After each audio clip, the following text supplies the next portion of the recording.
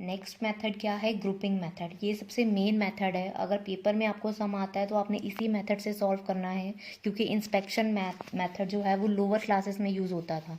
Very simple method. But अगर आपको अब एग्जाम में मेथड आता है टू फाइंड आउट मोड, तो आपने कौन सा मेथड लगाना है, ग्रुपिंग मेथड। ग्रुपिंग मेथड नाम से ही पता लग रहा है यहाँ पे क्या हो रही है, ग्रुपिंग। ग्रुपिंग करना मतलब इकट्ठा करना चीज़ों को। तो यहाँ पे किसको इकट्ठा कर रहे हैं हम, फ्रिक्वेंसीज को। ये मेथड वहाँ लगता है, फॉर एग्जाम्पल ये एक आपके पास एग्जाम्पल है।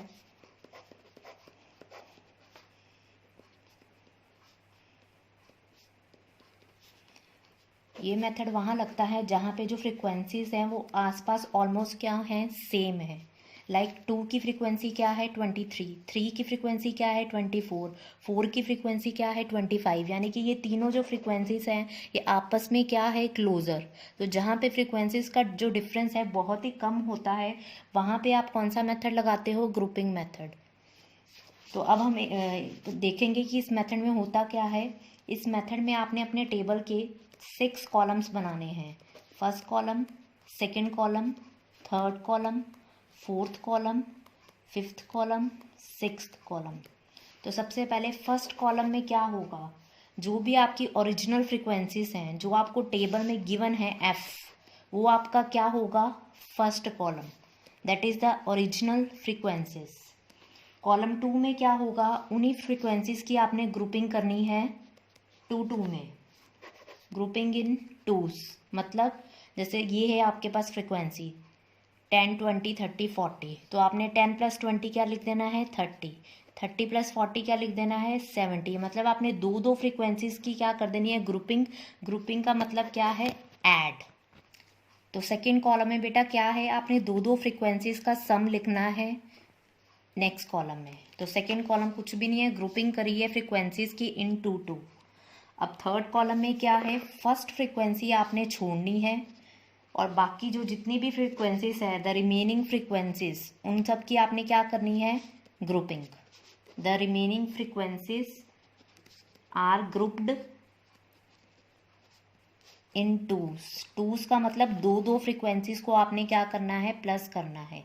लाइक यही एग्जांपल है, जैसे 10, 20, 30, 40, 50, 60। जैसे यही है फ्रिक्वेंसीज। तो आपने बेटा जो पहली फ्रिक्वेंसी है उसको छोड़ देना है, बाकी दो फ्रिक्वेंसीज को आपने क्या करना है, प्लस। यानी 20 + 30, 50, 40 + 50, 90, 60 + 70, 130। यानी आपने कुछ भी नहीं करा, आपने फ्रिक्वेंसीज को प्लस ही करा है। बस पहली फ्रिक्वेंसी को स्किप कर देना है और बाकी सारी फ्रिक्वेंसीज को दो के पेयर्स में आपने क्या करना है, प्लस। तो वो प्लस करके जो रिजल्ट है वो आप कौन से कॉलम में लिखोगे, थर्ड कॉलम में। इसी तरह फोर्थ कॉलम में आपने क्या करना है, आपने फोर्थ कॉलम में फ्रिक्वेंसीज की ग्रुपिंग तो करनी है, बट कैसे करनी है ग्रुपिंग, 3 में। अब तक जितनी भी ग्रुपिंग हुई है वो 2 फ्रिक्वेंसीज की हुई है, बट अब जो है वो किसकी होगी, 3 की। यानी कि यही जो है 10, 20, 30, इन तीनों को प्लस करना है। 40, 50, 60, इन तीनों को प्लस करना है।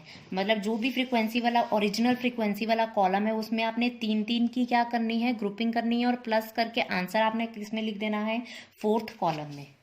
इसी तरह फिफ्थ कॉलम में भी आपने 3 की ही ग्रुपिंग करनी है, बट आपने जो फर्स्ट फ्रिक्वेंसी है उसको छोड़ देना है।